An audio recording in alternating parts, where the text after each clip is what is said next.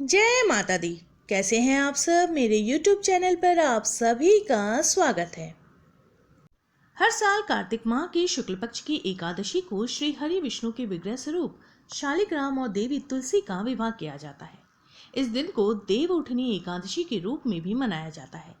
इस दिन श्री हरि विष्णु 4 माह की लंबी निद्रा से जागृत होते हैं। तुलसी विवाह के साथ ही विवाह के शुभ मुहूर्त भी शुरू हो जाते हैं। तुलसी विवाह के लिए सर्वप्रथम लकड़ी की एक साफ चौकी पर आसन बिछाकर तुलसी जी को रखें। दूसरी चौकी पर भी आसन बिछाएं और उस पर शालिग्राम को स्थापित करें। अब उनके समीप एक कलश में जल भर कर रखें और उसमें 5 या फिर 7 आम के पत्ते लगाएं। उसके बाद तुलसी के गमले को भली प्रकार से गेरू से रंग दें। अब दोनों के समक्ष घी का दीपक प्रज्वलित करें और रोली या कुमकुम से तिलक करें। इसके बाद गन्ने में मंडप बनाएं और तुलसी पर लाल रंग की चुनरी अर्पित करें।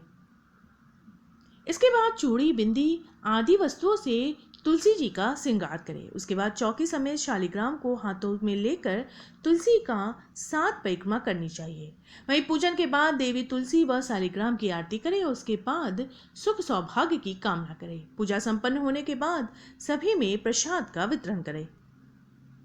साल 2021 में तुलसी विवाह 15 नवंबर 2021 दिन सोमवार को है।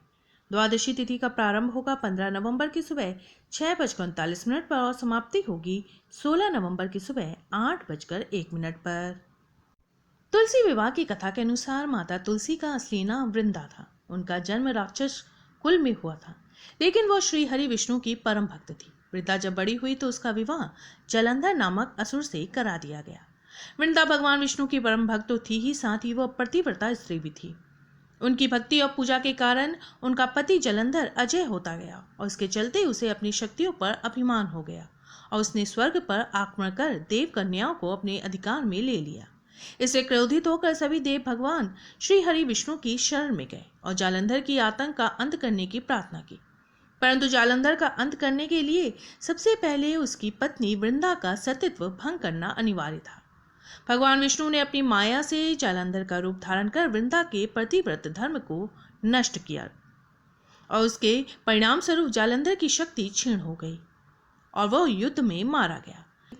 लेकिन जब वृंदा को श्रीहरि के छल का पता चला तो उन्होंने भगवान विष्णु से कहा कि हे नाथ, मैंने आजीवन आपकी आराधना की, आपने मेरे साथ ऐसा कृत्य कैसे किया।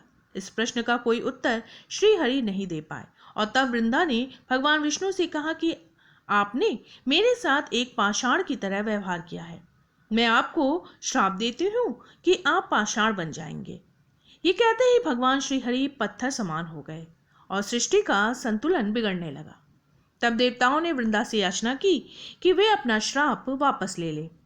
भगवान विष्णु भी वृंदा के साथ हुए छल से लज्जित थे और अंत में उन्होंने भगवान श्री विष्णु को मुक्त कर दिया और जलंधर के साथ सती हो गई।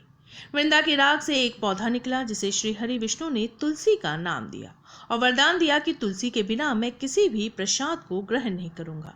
मेरे शालिग्राम रूप से तुलसी का विवाह हो और कालांतर में जो लोग इस तिथि को तुलसी विवाह करेंगे उन्हें सुख और सौभाग्य की प्राप्ति होगी।